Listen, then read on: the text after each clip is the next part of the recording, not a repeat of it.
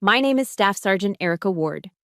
At 32 years old, I'm in Kandahar, Afghanistan, where the 120-degree heat can kill you as fast as a bullet. Here, I am a leader, a respected soldier.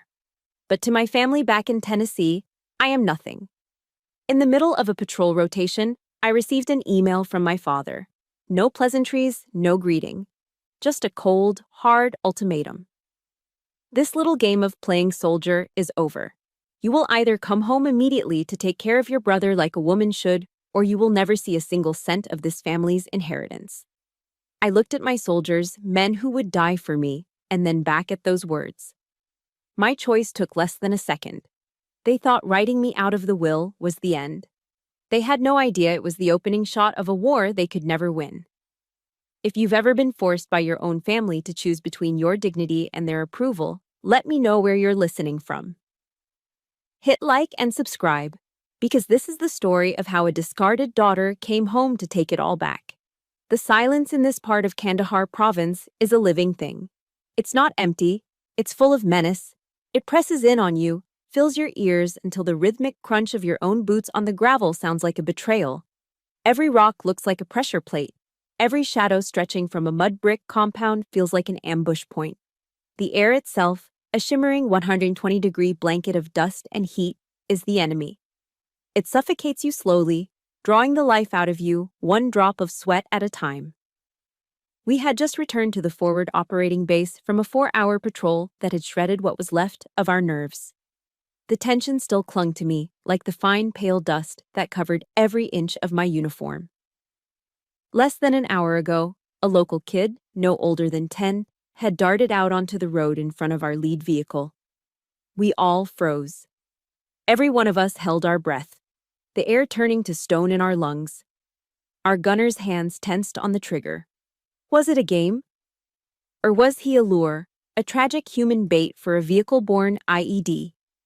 The seconds stretched into an eternity until he just as suddenly darted back into an alleyway, leaving us with nothing but the frantic hammering of our own hearts. The adrenaline was still a bitter, metallic taste in the back of my throat. "Staff Sergeant Ward!" The shout from the comms officer cut through the low hum of the base. I turned, my professional mask sliding into place.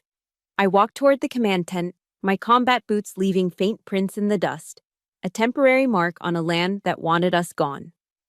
The officer, a young lieutenant with earnest eyes, handed me a ruggedized tablet. "Email for you, Sergeant," came through the satellite link. I took it without a word, my expression unreadable. I'd trained for years to control my face, to project calm authority even when my insides were churning. It was just another piece of battlefield correspondence. Or so I thought. I stood there, under the relentless Afghan sun, and read the words from my father. They weren't written in ink. They felt like they were etched in ice. There was no "Dear Erica," no "Hope you're safe." It went straight for the kill. This little game of playing soldier is over. The phrase hit me with physical force. Game. 14 years of my life. 2 tours in Iraq, now this one in Afghanistan. Friends I'd lost. The bone-deep exhaustion, the constant fear, the immense pride in my uniform. All of it dismissed as a child's game. I read on, each word a new cut. He wrote of my brother, David, and his struggling construction business back home. He wrote of my duty. Not to my country, not to the soldiers under my command, but to my family. You will either come home immediately to take care of your brother like a woman should, or you will never see a single cent of this family's inheritance. Like a woman should. Those 4 words hurt more than any bullet could have. They were an attempt to erase everything I had become. They sought to strip away my rank, my honor, my entire identity, and shove me back into the small, suffocating box they had always reserved for me. I was not Staff Sergeant Ward, leader of soldiers. I was just a woman, and my purpose was to serve the men in my family. The inheritance wasn't a gift, it was a leash, and they were yanking on it, hard. I took a deep, steadying breath. The superheated air burned my lungs, a feeling that was blessedly, painfully real. It anchored me. I looked up from the screen, my eyes scanning the perimeter of the base, the distant, hazy mountains. Then I looked at my soldiers, stripping down their weapons, sharing water, their lives literally in my hands. My choice took less than a second. I handed the tablet back to the lieutenant. My voice was level, devoid of any emotion. Send a reply. Yes, Staff Sergeant, what's the message? Just one number, I said. 2. Just as the lieutenant walked away, a familiar thumping sound grew louder, and a Black Hawk helicopter descended toward the landing zone, kicking up a blinding whirlwind of dust. Mail call. A wave of cheers erupted from the soldiers nearby. It was a lifeline, a connection to the world we had left behind. As the bags were unloaded, Private First Class Miller, the kid I'd pulled back into the MRAP during a firefight just last week, jogged over to me. He was young, barely 20, with a face that hadn't yet hardened into a permanent mask of cynicism. He held out a slightly melted Hershey's bar. For you, Staff Sergeant, he said, a shy grin on his face. From my mom's care package, for, pulling me back in last week. I took the chocolate, the wrapper warm and gritty with dust. I simply nodded. Thanks, Miller. Make sure you hydrate. He nodded back, the respect in his eyes clear and unconditional. I stood there for a moment, the heavy weight of the chocolate bar in my palm. This was real. This simple gesture of gratitude from a young soldier whose life I'd protected. This was earned respect. This was kinship forged in fire and fear. This single dusty piece of chocolate from a kid from Ohio was worth more than every acre of land, every dollar in the bank. From a family that didn't even see me as a person. The contrast was so sharp, so absolute, it solidified my decision into something as hard as diamonds. That night, I didn't sleep. I took an extra watch shift, standing on the perimeter wall, my rifle resting in my hands. The desert had cooled, and the sky was an ocean of brilliant, unfamiliar stars. It was a beautiful, silent, deadly place. I wasn't thinking about the money. I was thinking about my mother. I thought about the promise I'd made to her, and to myself, at her grave so many years ago, that I would never, ever let anyone make me feel small again. That ultimatum from my father wasn't a rejection. I realized it with a clarity that was almost terrifying. It was a release. It was him, taking a knife and personally cutting the last frayed cord that tied me to them.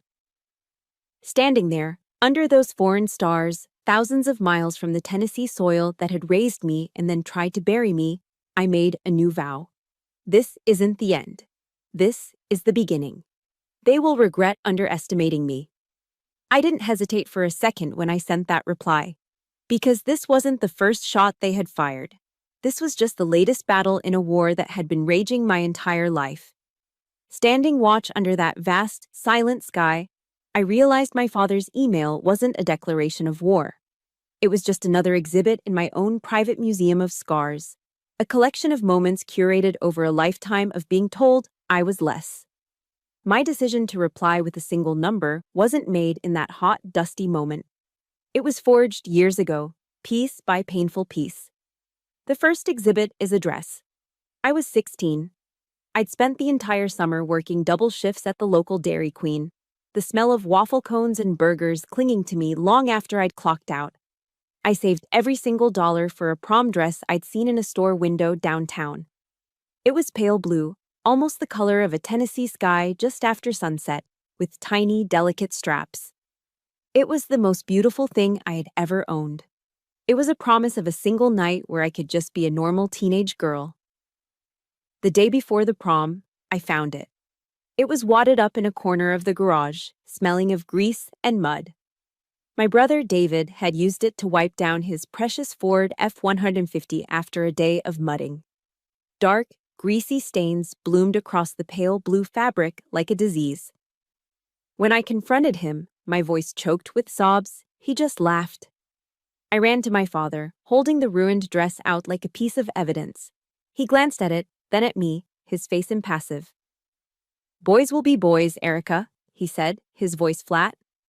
"He's just being spirited. You're the older sister. You should know to be more forgiving.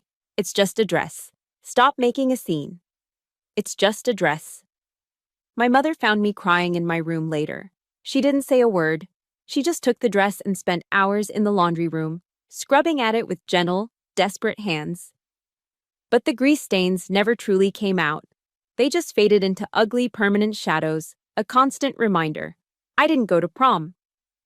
The next exhibit is a piece of paper. My high school diploma, naming me as valedictorian.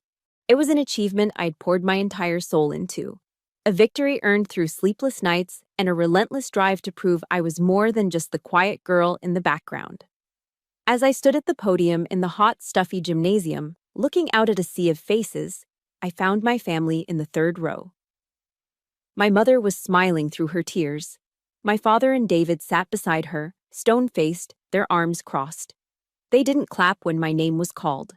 Not once. After the ceremony, our principal, Mr. Abernathy, came over to shake my hand, his face beaming with pride. "We are all so proud of you, Erica. A truly remarkable achievement." Before I could even say thank you, my father stepped forward, placing a heavy hand on my shoulder. He spoke loudly, his voice carrying to the other families standing nearby. "She's just good at useless book smarts," he announced with a dismissive wave of his hand. "My boy David, here. He's the one who's really going to make something of himself." The air was sucked from my lungs. Mr. Abernathy's smile faltered. In the single brightest moment of my young life, my own father had reached out and extinguished the light, publicly shaming me, making my triumph feel like a fraud. My pride turned to ash in my mouth. On the car ride home, no one said a word. The silence was louder than any argument. The final and most painful exhibit in my museum is a small, empty wooden box. It belonged to my mother. In her last days, as cancer ate away at her frail body, she held my hand. Her grip was surprisingly strong, a final flicker of the vibrant woman she once was. "In my nightstand, Erica," she'd whispered, her voice a dry rasp. "There's a little rosewood box. It was my mother's. Now it's yours. Don't let anyone take it from you. It's your start." Inside was a simple gold locket, a pair of pearl earrings, and a few $100s in cash she had painstakingly saved. It wasn't a fortune, but it was everything. It was her belief in me, her quiet rebellion. After the funeral, after the casseroles and condolences had stopped coming, I found my bedroom door splintered at the lock. The rosewood box was gone from my drawer. I found David in the living room, counting the cash. When I demanded he give it back, he just smirked. That arrogant, entitled smirk that I had hated my entire life. "Mom must have been confused at the end," he said, stuffing the bills into his pocket. "What do you need a start for, anyway? You'll just get married, and some guy will take care of you." He had not only stolen my inheritance, he had stolen my mother's last words, her final wish, and twisted them into another insult. He erased my future and replaced it with the one they had always designed for me.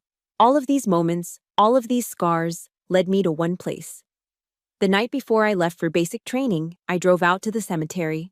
I sat on the cool grass in front of my mother's headstone, the marble glowing faintly in the moonlight. The loneliness was a physical weight pressing down on me. I didn't cry. The tears had dried up long ago. I just talked to her, my voice a low murmur in the quiet Tennessee night. "Mom, I'm leaving," I whispered to the stone. "I'm going to a place where my worth is measured by my actions, not my gender. A place where my last name doesn't mean I have to step aside for my brother. I'm going to make you proud." A gentle breeze rustled the leaves of the old oak tree overhead, and for a moment it felt like a soft hand on my cheek, an affirmation. That was the only goodbye I got, and it was enough. It was enough to make me walk away without ever looking back. If you've ever had a moment of achievement, big or small, that was belittled by the very people who should have been cheering for you, please support this story with a like. And in the comments, just type a single word: "I understand." Let's show each other that we're not alone in this fight. So, no, I didn't hesitate. That email wasn't a new wound. It was just them pressing down on an old one, forgetting that over the years, my scars had turned into armor. The morning after my visit to my mother's grave, with the memory of that silent promise as my only shield, I walked into the Army recruitment office on Main Street. The sergeant behind the desk looked me up and down, probably seeing just another small-town girl looking for a way out. He wasn't wrong. I wasn't running from my town. I was running towards a chance to be defined by something other than my last name. That decision led me to a place that felt like the deepest circle of hell. Basic combat training at Fort Jackson, South Carolina. From the moment I stepped off the bus, I was systematically broken down. They took my civilian clothes, my belongings, and my hair, which was shorn off in a matter of seconds, falling in a sad pile on the floor. Most importantly, they took my name. I was no longer Erica Ward. I was recruit. My individuality was stripped away, replaced by the uniformity of a green camouflage uniform that was too big for my frame. Every day began at 0500 hours with a drill sergeant's voice, a roar that could curdle milk, screaming inches from my face. I was smaller than most of the male recruits, a fact that did not go unnoticed. My senior drill sergeant, a man built like a brick wall with a jaw that looked like it could crack walnuts, took one look at me on the first day. He scanned me from my combat boots to my freshly buzzed hair, a sneer playing on his lips. "Well, look what we have here, a little country girl," he boomed, his voice echoing across the formation. "You think this is some kind of summer picnic, Ward? I guarantee you'll be crying for your mama before the week is out." The other recruits shuffled nervously. I just stared straight ahead, my jaw clenched so tight I felt a muscle twitch in my cheek. I didn't say a word. When he dismissed us, ordering everyone to drop for 20 push-ups, I dropped and gave him 40. I didn't do it to be defiant. I did it to make a statement to myself. I would not break. The weeks bled into a grueling montage of sweat, mud, and exhaustion. Every muscle in my body screamed in protest. But the physical pain was nothing compared to the slow, grinding erosion of the spirit. The ultimate test came at the end of basic training, a multi-day field exercise the Army called the Forge. It was designed to be the final breaking point, a crucible that would either harden us into soldiers or shatter us completely. For nearly 3 days, we had almost no sleep, minimal food, and were pushed through a relentless series of combat scenarios, obstacle courses, and long, grueling marches under the hot Carolina sun. On the final day, during a 12-mile ruck march, I hit the wall. My rucksack, loaded with gear, felt like it was filled with cement. Each step was a battle. My legs were numb, my shoulders were raw, and a cold, creeping darkness was closing in at the edges of my vision. I was going to collapse. I knew it. This is it, I thought. This is as far as you go. Just as my knees began to buckle, I felt a slight pressure against my left side. I glanced over. It was Martinez, another female recruit from my platoon. We'd been fierce competitors from day one, always trying to outshoot, outrun, and outlast each other. We barely spoke. Now, she was marching shoulder to shoulder with me. Without a word, she subtly shifted her body, using her own shoulder to take a fraction of the weight of my rucksack. It was only for a few seconds, a small, almost imperceptible gesture. But it was enough. It was a silent message. I got you. Keep moving. In that moment, I understood what it meant to be part of something bigger than myself. I understood the sacred creed of the soldier. I will never leave a fallen comrade. But there was a different kind of pain that the Forge couldn't touch, a deeper ache that hit me every Sunday afternoon. That was when we were allowed a few precious hours of personal time, and a long line would form at the payphones. I'd watch as the other recruits, both men and women, waited patiently for their turn to call home. I'd sit on my bunk in the empty barracks, methodically stripping and cleaning my M16 rifle, the metallic scrape and click of the components echoing in the silence. I'd listen to the muffled sounds from the hallway, the bursts of laughter, the choked-up sobs, the quiet words of love and encouragement being exchanged over the phone lines. They had a lifeline, a connection to a world that was rooting for them, waiting for them. I had no one to call. My father and brother wouldn't have cared, and my mother was gone. That loneliness was a heavier burden than any rucksack. It was a cold, hollow space in my chest that the physical exhaustion couldn't fill. And in that hollow space, a hard, unshakable resolve began to form. If I didn't have a family to fight for back home, then this, the Army, the soldiers to my left and right, this would be my family. I had nowhere else to belong. The graduation ceremony was a blur of crisp uniforms and proud families. As we stood in formation, our drill sergeants walked down the line, placing a black beret on each of our heads. When my drill sergeant, the same one who had mocked me on day one, reached me, he paused. He placed the beret on my head, his movements precise. And for the first time, he didn't call me recruit or country girl. He looked me straight in the eye and said, his voice low and firm, "Soldier." A single tear escaped and traced a path through the dirt on my cheek. It wasn't a tear of sadness or relief. It was a tear of pure, undiluted pride. It was the recognition I had craved my entire life, a validation earned not by birthright or gender, but by grit and perseverance. After the ceremony was dismissed, he found me standing alone. He walked up, stopping directly in front of me, his expression uncharacteristically serious. "You earned it, Ward," he said, his voice stripped of its usual roar. "You earned it." Those 4 words, coming from the man who had pushed me to my absolute limit, were the most profound praise I had ever received. They were worth more than any inheritance, more than any hollow words of approval from a father who saw me as a game and a brother who saw me as a burden. For years after that day, the Army was my family. It was simple, it was clear. You earned your place. Then, during my first deployment to Iraq, something arrived that I never expected. A letter. From a complete stranger. For years, the Army was my shelter and my family. It was a harsh and demanding parent, but it was fair. You earned your keep, you watched your brother's back, and you were judged on your actions alone. It was a simple, brutal meritocracy, and I thrived in it. The idea of unconditional kindness, of compassion without cause, was a foreign concept. Then, during my first deployment to Iraq, a simple paper envelope arrived that changed everything. Mail call was a familiar ritual. Names were shouted, and soldiers would eagerly grab letters and packages from home, their faces lighting up with news from a world away. My name was never called. I never expected it to be. So, when the mail clerk yelled, "Sergeant Ward," I almost didn't react. He had to call it twice. The letter was addressed to me, but the return address was a place I'd never heard of. Burlington, Vermont. The handwriting was neat, elegant cursive. I opened it with a strange sense of caution. Inside, the letter was from a woman named Sarah Gable. She explained that she was a widowed school teacher who had signed up for a program called Adopt a Soldier.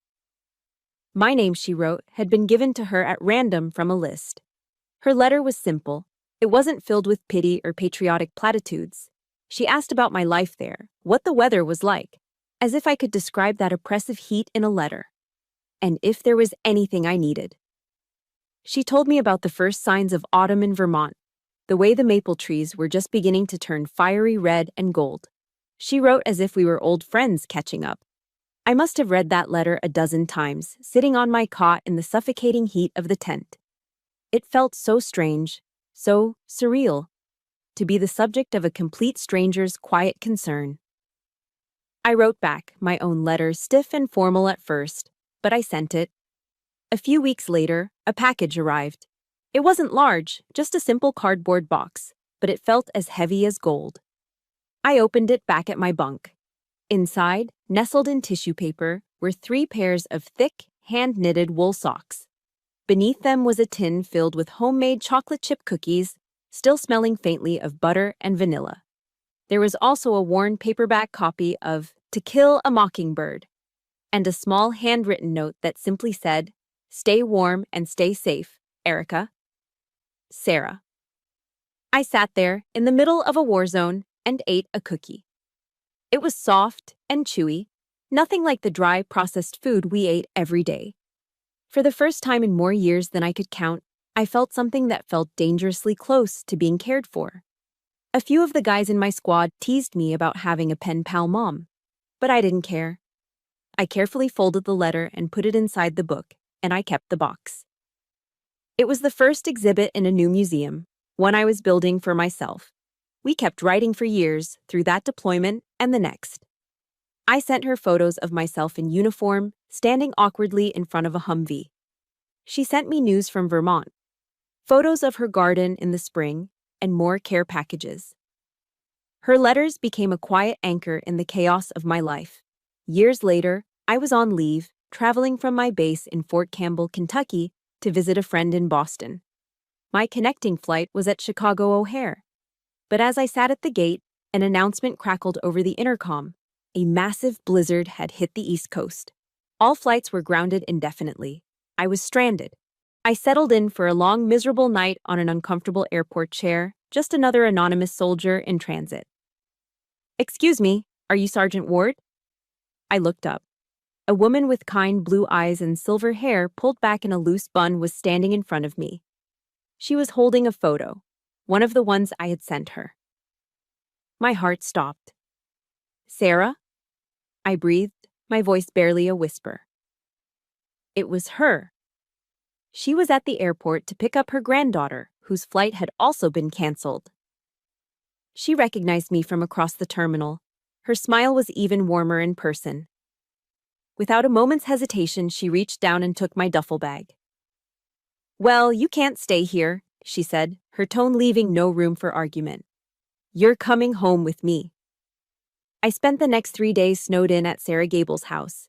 It was a cozy little home with warm, creaking wood floors, and it constantly smelled of baking bread and the soft scent of pine from the crackling fireplace. She didn't press me with questions about the war or why a soldier on leave was traveling alone. She just treated me like family. We cooked together in her bright yellow kitchen. We watched old black and white movies on her small television, curled up under Afghan blankets as the snow swirled outside. She gave me a real bed in a quiet guest room filled with books and handmade quilts. On the last night, she brought me an extra blanket, a heavy quilted one that felt like a hug. She stood in the doorway for a moment, her expression soft. "You know, I am so proud of you, Erica," she said quietly. "I am so proud of you." 3 simple words.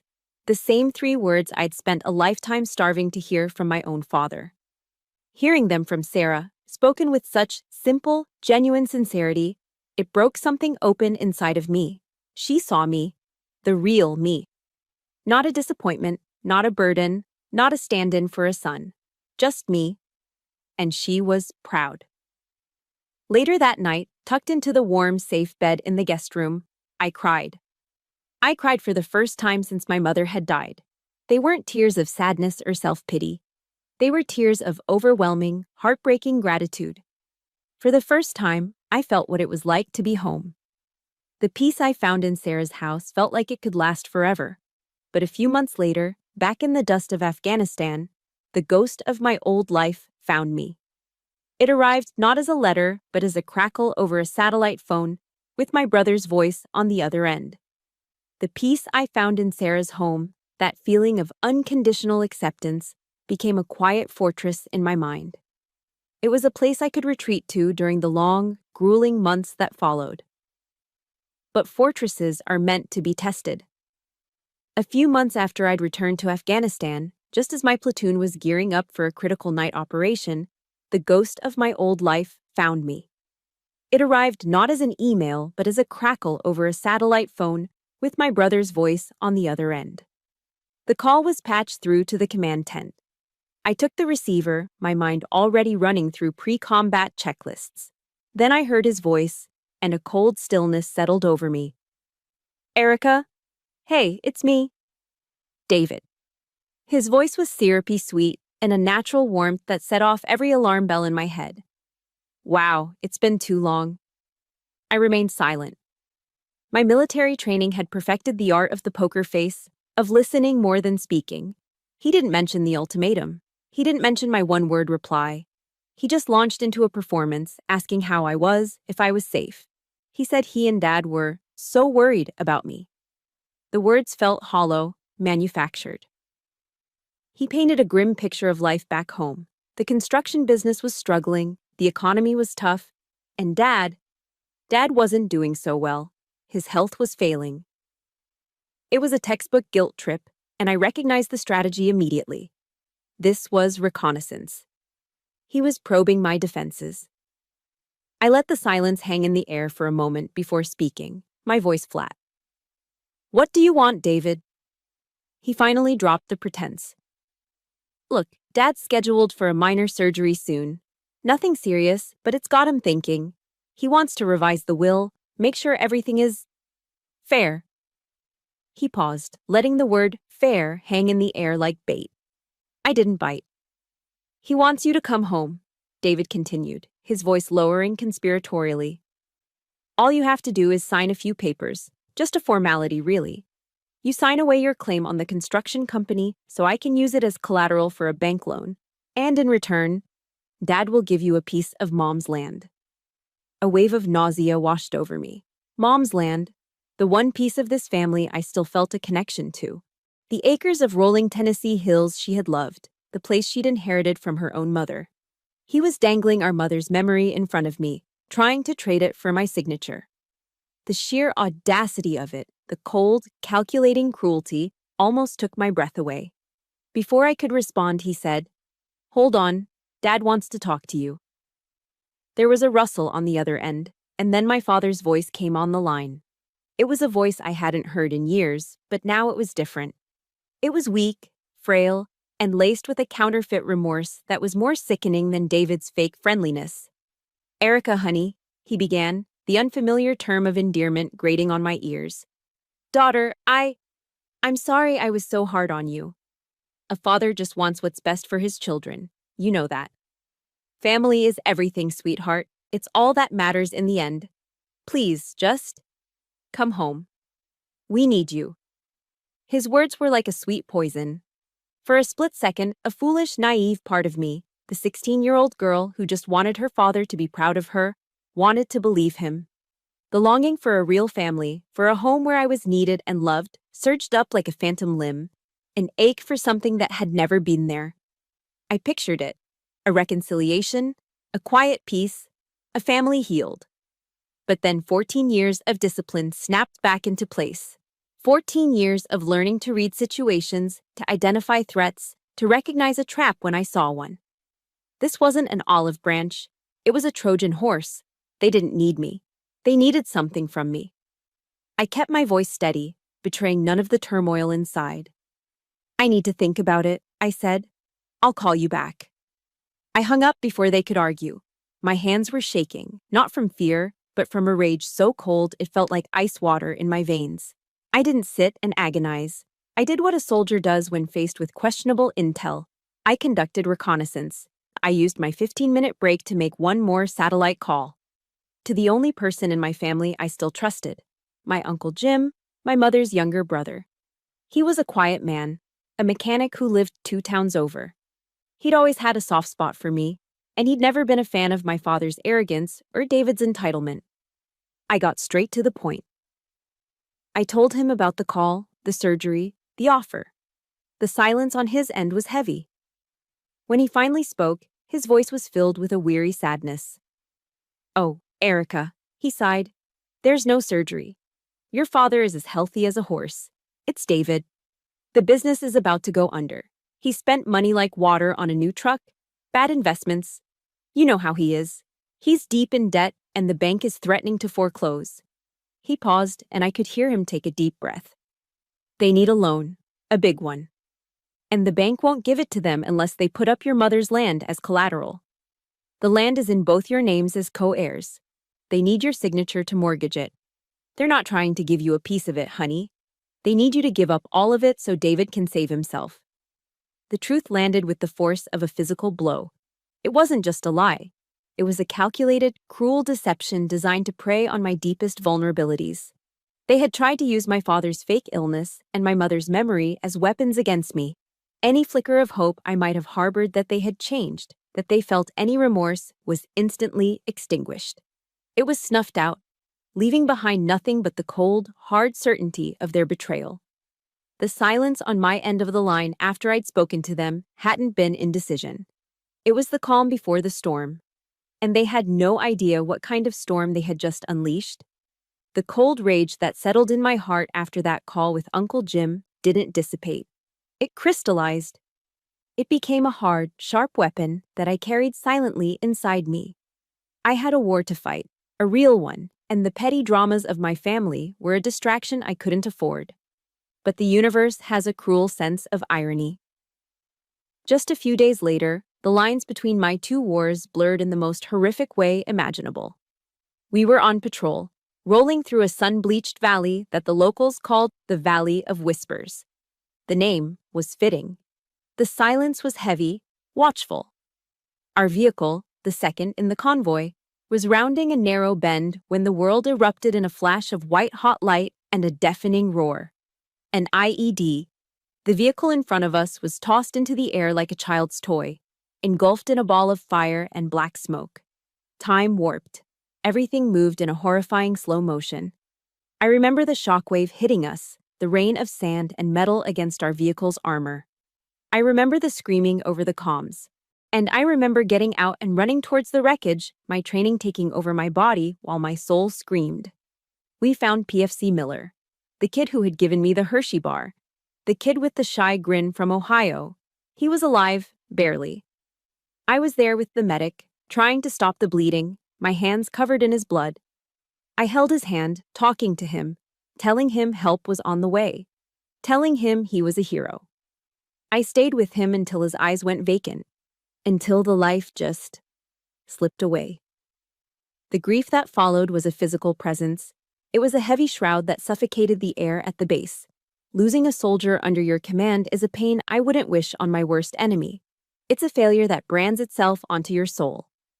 Every bit of patience I might have had for my family's selfish games, every ounce of tolerance, was incinerated in that blast. It was all gone, burned away by the sheer, brutal finality of Miller's death. I was in the middle of the grim administrative chaos that follows a KIA. Casualty reports, inventories of personal effects, the first draft of the letter to his parents, when the satellite phone rang again. It was for me. A part of me knew who it was, but the sheer disbelief that they would call again so soon was staggering. I took the receiver. "Hey, it's me." David's voice was tinny and impatient, devoid of any of the fake warmth from before. "So, have you made a decision yet? We don't have all day here." We don't have all day. His words, his tone, his utter self-absorbed blindness to a world outside his own petty needs struck me at that precise moment of raw grief. It was like throwing a lit match into a tanker full of gasoline. The explosion was silent, but it was absolute. The cold, disciplined armor I'd worn for a lifetime cracked, and the pure, white-hot rage underneath was unleashed. I took one, deep, steadying breath. When I spoke, my voice was no longer my own. It was a low, lethal thing, as cold and sharp as a shard of polar ice. "My decision?" I said, the words perfectly spaced. "All right, listen carefully, David, because I am only going to say this once. You people took my childhood," I began, my voice a low, controlled fury. "You stole my mother's legacy. And now you have the audacity to ask me to sacrifice my honor, the only thing I have truly built for myself, to bail you out of your own failures. The answer is no. Never." "What the hell are you talking about?" He started yelling into the phone, his voice rising in panic and indignation. "Dad is sick. It's about family." I spoke right over him, my voice cutting through his like a razor. "And listen to me now. That land belonged to our mother. I will not let you touch it with your filthy, greedy hands. This war you started with that email, it isn't over. In fact, it's just beginning." My voice dropped to a near whisper, filled with a venom he had never heard before. "Right now, I am busy arranging to send a real hero home in a box. A young man who died for something you will never, ever understand. Do not ever call me again." I slammed the receiver down, cutting off his sputtering protests. The connection went dead. The tent was still filled with the organized chaos of a base on high alert. But inside me, for the first time in my entire life, there was a profound, unnerving calm. The tumor of my family, the one that had been poisoning my life for 32 years, had been cut out. I was free. But fate, it seems, has a twisted sense of humor. 2 weeks later, during a firefight in a different sector, my luck ran out. We were taking cover when a rocket-propelled grenade hit a wall near me. I was lucky. It wasn't a direct hit, but a piece of shrapnel, A hot, jagged piece of steel tore through my leg. The wound wasn't life-threatening, but it was serious enough. It was my ticket home. If you have ever reached a breaking point where you finally stood up and drew a line in the sand, hit the like button as a salute to that moment. In the comments below, tell me what gave you the strength to finally say, no more. Was it one big event, or 1,000 small cuts? The irony was almost too much to bear. The war I had just declared over a satellite phone, the one I intended to fight from thousands of miles away, would now have to be fought on the enemy's home turf. I was going home. Not as a daughter, but as a soldier on a new mission. Landing back on American soil wasn't a victory parade. It was a deployment to a new war zone, home. The flight to Tennessee was quiet. The throb in my leg, a constant dull ache from the shrapnel, was a physical reminder of the war I had just left. But my mind was already focused on the next one. The war I had declared over a satellite phone was about to begin in person. I didn't call anyone. I didn't go to the family home. My first tactical decision was to remain unseen. I took a cab from the airport to a small anonymous motel off the highway, a place with peeling paint and a flickering neon sign. Room 112 became my forward operating base. The quiet, sleepy hum of my hometown was a jarring contrast to the constant noise of a military base, but in its own way, it felt just as hostile. The first week was about discipline. Every morning, I forced myself through the painful, tedious physical therapy exercises the Army doctors had prescribed.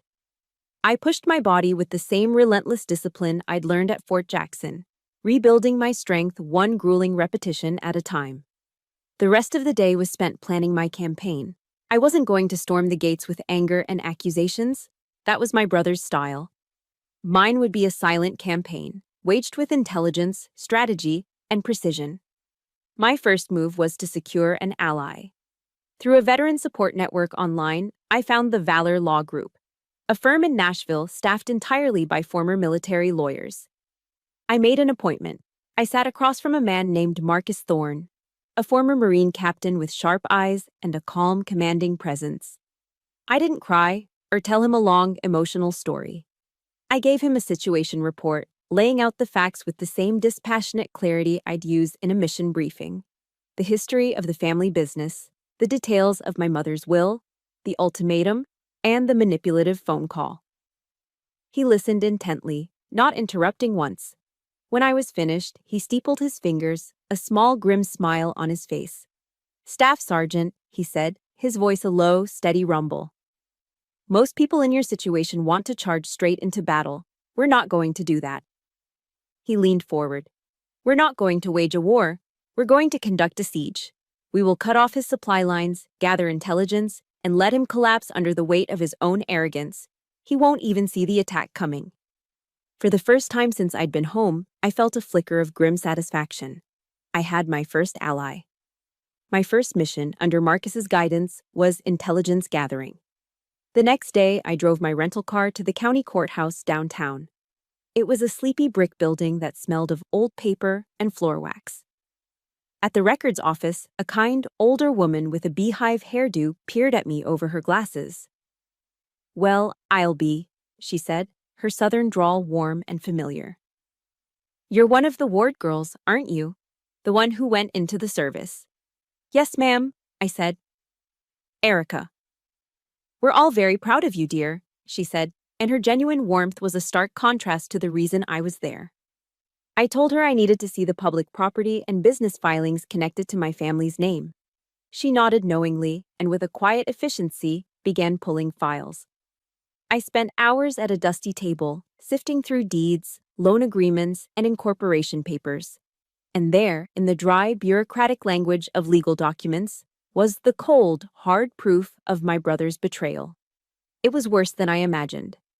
I found a copy of a power of attorney, signed by my father just weeks after my mother's death, giving David complete control over all family assets. My father's signature looked shaky, uncertain. Using that document, David had taken out a massive mortgage on our mother's land. He had sold off smaller family properties, and he had funneled the money not just into his failing business, but into a series of shell companies with opaque names. The anger I felt was no longer a hot, emotional thing. It was a cold, solid certainty. This wasn't just a feeling of betrayal anymore. It was a provable, documented crime. With copies of the documents secured in a briefcase on the passenger seat, I felt a strange compulsion. I drove through the old part of town, towards the house I grew up in. I told myself I just wanted to see it one last time, to close that chapter for good. It looked smaller than I remembered, the paint peeling slightly on the porch. David's new, oversized pickup truck was parked in the driveway. And then I saw him. On the sidewalk across the street, huddled on a bus stop bench, was a man. He was thin, gaunt, his clothes ragged and dirty. His hair was matted, and he stared into space with a vacant, hollow-eyed expression that chilled me to the bone. It took me a long, staggering moment to place the familiar set of his jaw, the shape of his hands.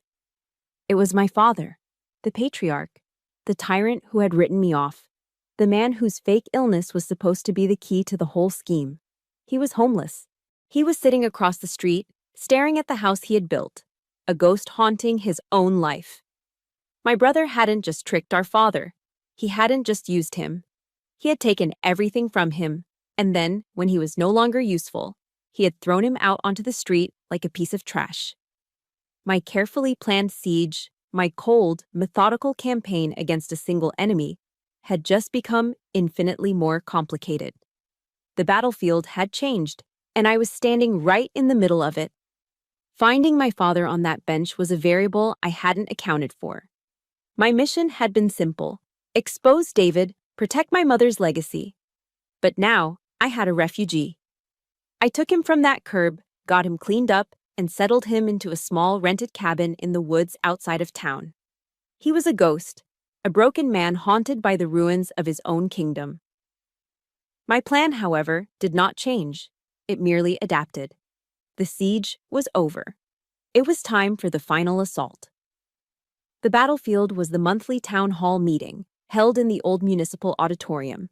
It was the heart of our small town's civic life, a place where reputations were made and broken under the harsh fluorescent lights. My brother David was the keynote speaker. He was petitioning the council to approve his grand new housing development, the project he was trying to finance with our mother's land. I sat in the back row with my lawyer, Marcus. A few rows ahead of us, I saw my father. He sat alone, hunched over, looking small and lost in a borrowed suit. He looked ashamed. He should be. David took the stage like he was born for it. He was charming, confident, radiating the easy privilege of a man who had never been told no. He spoke eloquently about his vision for a better community, a place for families to grow. He laced his speech with all the right words: family values, our shared heritage, honoring the legacy of our forefathers. The town council, the mayor, the audience. They were all captivated. They were looking at David Ward, the successful son, the future of our town. I watched the performance, my heart beating a slow, steady, tactical rhythm. I was just waiting for my moment. He finished his speech to a round of enthusiastic applause. He beamed, soaking in the admiration, his smile wide and triumphant. And in that precise moment of his victory, the heavy oak doors at the back of the auditorium swung open. I walked in. I wasn't wearing my uniform, just a simple button-down shirt and jeans. I still walked with a slight limp. The shrapnel wound a dull, persistent ache. But I walked with my back straight, my head held high, the way the army had taught me. I moved down the center aisle, my boots making a quiet, steady sound on the worn linoleum floor. A ripple went through the room. Conversations died. The applause faltered and then stopped completely. A thick, shocked silence descended. Every eye in the room turned to me, the daughter who had disappeared, the soldier. I saw David's face. His triumphant smile froze, then cracked, melting away into a mask of pure, unadulterated shock. His face went pale. I didn't look at him. I didn't acknowledge him. I walked past the rows of familiar, stunned faces, old neighbors, former teachers, people who had watched me grow up, and went directly to the public comment microphone set up in the aisle. I adjusted it slightly, the metallic scrape echoing in the dead quiet. When I spoke, my voice was calm, clear, and steady. It carried through the auditorium without a single tremor. "Good evening," I began, addressing the council but looking at the crowd. "My name is Staff Sergeant Erica Ward." I let my rank hang in the air for a second. "I don't have a comment on the zoning proposal. I just have a question for Mr. David Ward, who was just speaking so passionately about family legacy." I turned my head slowly and looked directly at him, pinning him in place with my gaze. He looked like a cornered animal. "Mr. Ward," I asked, my voice dropping but losing none of its intensity, "does the family legacy you're referring to include manipulating your elderly father into signing over power of attorney, selling off his assets, and then kicking him out onto the street to live like a homeless person?" A collective gasp swept through the auditorium. A low murmur of disbelief and shock started to build. David opened his mouth, but no sound came out. I didn't wait for an answer. I gave a subtle nod towards the back doors. On cue, Marcus walked in. And on his arm, frail and trembling, was our father. Marcus gently guided him to the front of the room, to stand in the open space before the council, a living, breathing exhibit of David's cruelty. The murmuring in the crowd grew louder, turning into whispers of, "Oh my God," and "Is that really?" I turned my attention back to my brother. My voice was as cold and sharp as steel. "And this community project you're proposing, is it by any chance being funded with the money you acquired by illegally mortgaging the land my mother left to both of her children using forged documents?" I stepped forward and placed a thick manila folder on the council's table with a soft, definitive thud. "All the evidence is right here," I said, my voice resonating in the charged silence. "The fraudulent power of attorney, the loan agreements, the bank records for the shell companies, it's all here." I stepped back from the microphone. My part was done. I looked at David. All the color had drained from his face. He was chalk white, his mouth opening and closing like a fish, but no words came out. His hands were shaking. In the space of 2 questions, his entire world, the empire of lies he had built on a foundation of arrogance and theft, had crumbled to dust around him. It didn't end with a bang. It ended with the quiet, devastating whisper of the truth. Victory wasn't a jubilant celebration. It wasn't a parade. It was the heavy, suffocating silence in the rental car on the way back to the small cabin I'd found for my father. The explosion of truth at the town hall had happened, but now, in its wake, there was only the fallout. The news of David's spectacular downfall spread through town like wildfire, but there was no triumphant feeling for me. Instead, there was just a profound, bone-deep exhaustion. The war I'd been fighting my entire life was finally over, and I was left standing in the quiet rubble with no idea what to do next. My father and I coexisted in that small cabin for days, moving around each other in a quiet, awkward dance. The silence between us was a chasm filled with 30 years of unspoken resentment and neglect. I made sure he had food, that he was comfortable, but I kept my distance. I was a caretaker, not a daughter, not in the way he had once demanded. One evening, we were sitting on the porch in 2 old rocking chairs, listening to the sound of crickets in the Tennessee twilight. The air was thick with the smell of honeysuckle. For the first time, he spoke without being spoken to. His voice was a hoarse, broken thing. "I saw you," he said, his gaze fixed on the darkening woods. "At the town hall. The way you stood there. The way you took control." He paused, and I heard a hitch in his breath. "Your mother. She would have been so proud." The mention of her name from his lips was a shock. He turned to look at me then, and his eyes, once so full of judgment and authority, were now just the watery, red-rimmed eyes of a defeated old man. Tears began to trace paths through the weathered lines on his face. "I was wrong, Erica," he wept, the words tumbling out in ragged sobs. "All these years, I was so wrong. I bet on the wrong horse. My pride, my damned pride, it destroyed everything." I didn't move to comfort him. I didn't offer a tissue or a soothing word. I just sat there, my chair rocking gently, and let him cry. I listened. His confession didn't magically heal the scars he'd inflicted, but it was necessary. It was the acknowledgement of a truth I'd waited a lifetime to hear. A few days later, there was a furious pounding on the cabin door. It was David. He was out on bail, his face a twisted mask of rage and disbelief. He didn't come to apologize. He came to attack. "You!" he spat, his finger jabbing in my direction. "You venomous snake! You took everything from me. You ruined my life." I looked at him, standing on my porch, a man twice my size reduced to a sputtering, blame-filled child. The anger I once felt for him was gone, replaced by a strange and hollow pity. He hadn't learned a thing. "I didn't take anything from you, David," I said, my voice calm and even. "I just held up a mirror. You did this to yourself." He opened his mouth to hurl another insult, but I simply turned, walked back inside, and shut the door in his face. The soft click of the lock was the last conversation we would ever have. The legal proceedings were messy, but with the evidence I had, the outcome was never in doubt. David faced fraud charges, and the company was forced into bankruptcy. Through the court, the title to my mother's land was cleared and returned to me, along with a portion of the other remaining assets. My father could never live alone again. He was a broken man, both in spirit and in health, but I would not be his caretaker. That was the role he had tried to force on me, and I would not accept it. I used a portion of the recovered money to secure him a place at a comfortable assisted living facility an hour away. It was a nice place, with gardens and good medical care. He would be safe.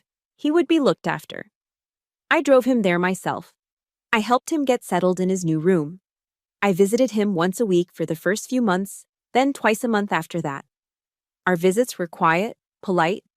We talked about the weather. I brought him books. I was fulfilling my duty as a daughter, but on my own terms. I had drawn a new boundary, clear and unbreakable. During one of those visits, as I was about to leave, he took my hand. "Can you ever forgive me, Erica?" he asked, his voice pleading. I looked down at our hands, his old and trembling, mine scarred and strong. "I forgive you," I said, and I meant it. I pulled my hand gently from his. "I forgive you not because you deserve it, Dad, but because I deserve peace." With my father settled and David a ghost of the past, only one question remained. What to do with the land? My mother's land. It had been the catalyst for so much pain, the prize in a war of greed and betrayal, but I refused to let that be its final legacy. It was time to build something new from the ashes. I knew what my mother, the quiet woman who had dreamed of a start for her daughter, would have wanted. And I knew what I had to do. The peace I had earned was not a quiet, passive thing. It was an active peace, a peace with purpose. And its first mission was to decide the fate of my mother's land. For weeks, I walked the rolling Tennessee hills where she had walked, feeling the soft grass under my boots. This land had been a battleground, a prize to be fought over. It was soaked in betrayal. I could have sold it, erased the past, and walked away with the money. But that would have been my father's way, not mine. I decided to redefine its legacy. I spent my remaining weeks of convalescent leave on the phone, working with Marcus and a dozen different veteran nonprofit organizations. Together, we drew up plans. My mother's land would not be sold for another soulless housing development. It would become a sanctuary. We would build Ward's Landing, a transitional housing and rehabilitation center for female veterans struggling with homelessness, PTSD, and the difficult return to civilian life. The land that my mother had hoped would be my start would now become a new start for hundreds of my sisters in arms. The inheritance that was used as a weapon of betrayal would be transformed into an instrument of healing. That, I knew, was the most fitting tribute to my mother's quiet strength.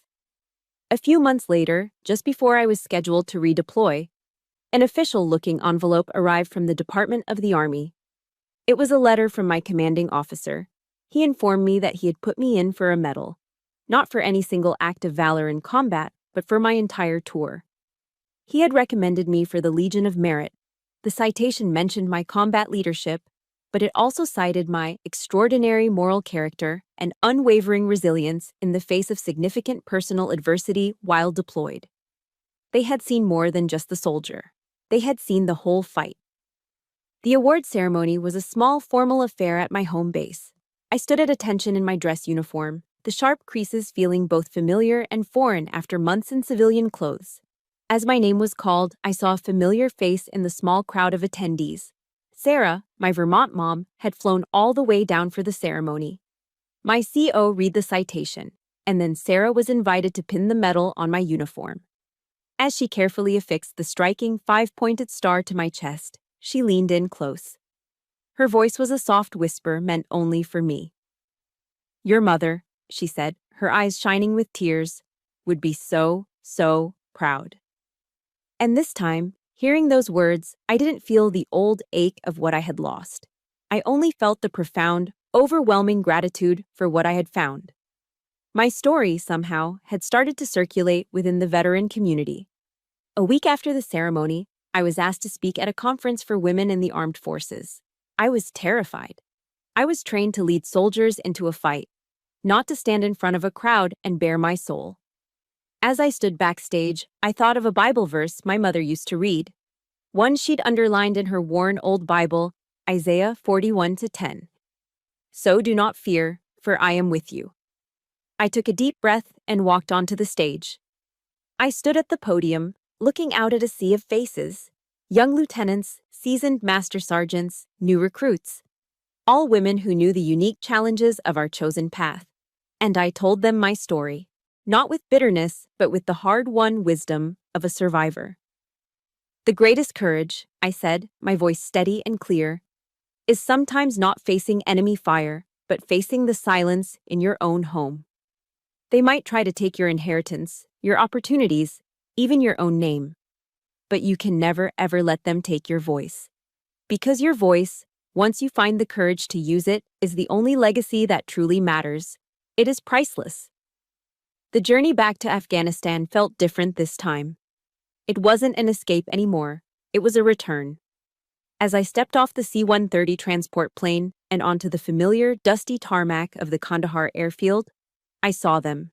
My squad, my guys. They were all standing there, waiting.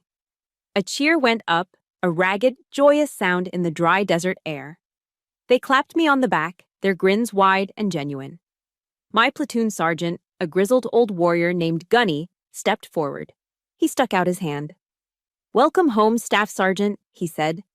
And for the first time, a real, unguarded smile spread across my face. I shook his hand, feeling the solid, calloused grip of a trusted brother. I looked at the faces of my soldiers, my family. I was home. Here, in this broken, beautiful, dangerous land, surrounded by the men and women I would die for, and who would die for me. I had finally found my family. I had found my peace. And most importantly, I had found myself. And that's my story. My war back home is over, but my service, in every sense of the word, continues. My journey is proof that our past does not have to be our future, and that the deepest scars can be repurposed into our greatest strengths. I found my true family in the heat of battle and the kindness of strangers. In the comments, I'd be honored if you shared one word that describes the family you chose for yourself. For more stories that prove the strongest spirits are the ones tested by fire, please like this video and subscribe to the channel. Thank you for hearing my voice.